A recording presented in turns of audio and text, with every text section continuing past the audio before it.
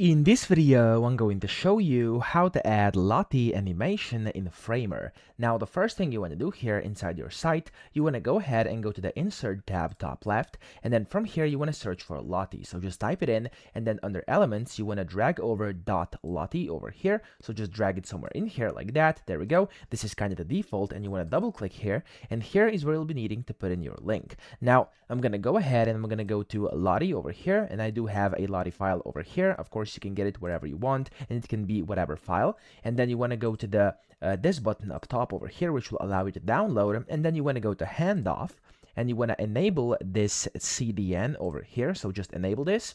And when you do that, as you can see here, you will get the asset link. You can just click on it over here to copy it. And then you want to go back to Framer. Again, double click that. And then under link, you simply want to paste that link in. And here you can then play around with different things. So for example, as you can see, it's already loaded in. I can go ahead and select and change the background here, for example, into white.